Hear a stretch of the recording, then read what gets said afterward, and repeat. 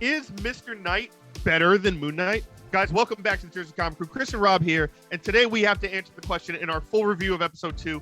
Is Mr. Knight better than even Moon Knight? Ooh, yes. This is the first time we've ever got a live-action Mr. Knight on screen, and I'm so excited to see this character. He's one of my favorites in the comics. As this show has revealed, Mr. Knight and Moon Knight are the direct superhero personas directly correlating to Mark Spector and Stevie Grant. In the comics, it's a little different. I think I want to vote for Mr. Knight. I know everybody is on Moon Knight's side. Like, he is the coolest. Mark Spector is a badass. But Stephen Grant is like, he's like so relatable. It's like, oh, this is like the average everyday Joe, gets superpowers, and he runs amok. Like, I'm sure he's going to learn how to fight and do kind of things. I really hope that throughout this season and throughout this show, Stephen Grant learns a different fighting technique. So that way it's more visually stimulating when we see one character's fighting versus another one. So we can see clearly who's in control. And I do like that, like, the manifestation of it was like a literal suit, because he just kept hearing suit and suit when he was getting chased by Arthur Harrow. So that was really fun to see. Yeah, that was great. And I love that we kind of already get to see that, right? Like, this epic kind of punch that Mr. Knight throws at this jackal, which is already different than the kind of, I'm going to say it, Batman-esque style that we see Moon Knight running on rooftops, very, agile parkour. And we have all this other stuff. But Mr. Knight's kind of just, I'm going to stand here, take punches, I'm going to throw him back. Yeah, he's a brawler. That may be the hint going forward that we may see a closer personification of that comic character where Mr. Knight is just this ridiculous boxing brawler in a fancy suit, which I wish we could all just go suit, and it just happens like that. Great. But I also wanted to focus on Mark Spector's side, because Mark had a real tough time in this episode. He did. Not only getting through, but his life kind of crashing into Steven's life, which he's been trying to hold back this whole time. We get the introduction of Layla, who we now know is married to Mark, and Mark is trying to divorce, which, as Steven said, you're insane. I would never do that. I'm just saying, Steven is making out like a king here.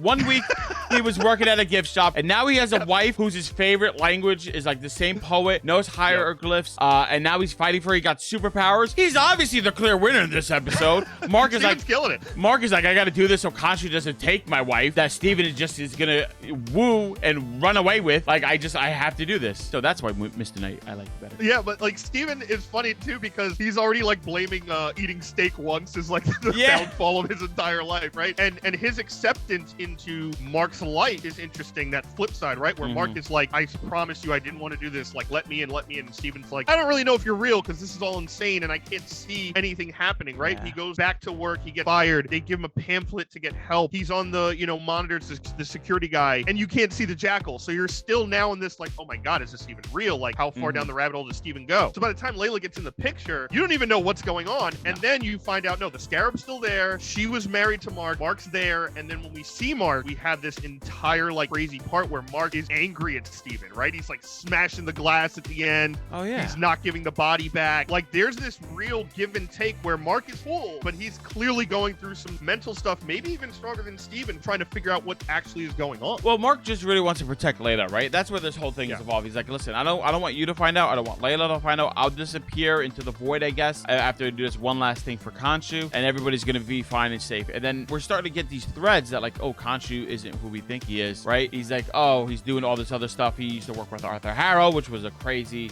development in and of itself, right? So Mark has a lot on his plate. He's kind of like the adult in the relationship, right, between Mark and Steven. He's like, I have all this burden and responsibility on me to make sure all, like, I guess the children and kids are safe, his wife and his altar, so that way he can just keep moving forward. And like I said, Steven just gets to be that little innocent kid and run around. I'm really excited to see Layla's interpretation, right? So Layla right now in this show, especially it's only the second episode, doesn't realize that Mark and Steven are really different. She's starting to pick up on it by the end of the episode when he puts on the suit and it's totally different and he's fighting completely different. And then when he changed it to Moon Knight, she's like, oh, wait a minute, that's actually Mark, I guess. So I'm excited to see her response to Mr. Knight versus Moon Knight, Steven versus Mark. Maybe she helped train Steven to fight a little bit. That could be interesting. Yeah, that would be interesting too, because clearly she could hold her own, right? Yeah. She was kicking ass inside of that, the cult covenant sector of Crazyville. So that's going to be interesting to see forward. I also think, I think I'm leaning towards Steven as like the main persona, just because we see so much of him right now, right? The first 2 episodes have been mostly Steven. I think one of his best moments is in this episode where he's talking to Arthur Harrow and he's like, hold on. I got a question. Like, the whole Amit thing, right? So you're okay with murdering kids? Yeah, like, that was funny. Like, that whole question is like the logical point you would get to as a normal person, right? And we still need to see more of Mark. We obviously saw some more of him at the end of this episode, but Steven's kind of had control of this character for more you know, the most of the time that we've seen him. Mark is getting there now. It's going to be interesting to see his relationship with Layla as Mark. How is that going to come to fruition, especially if she figures out, like you said, that there's now two people in this body, right? Like if Steven's there behind the mask, how is that going to affect their relationship too, as well as going forward and finishing off this situation with the Scarab and Amit and Khonshu. So I'm very excited to see this going forward. And I got to say,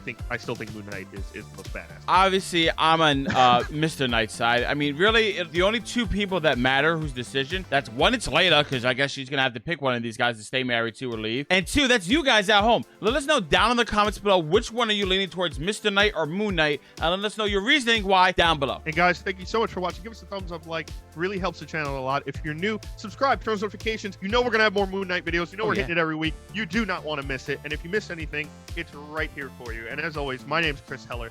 That is Rob Moran. We're the Jersey Comic Crew. And late as Gators.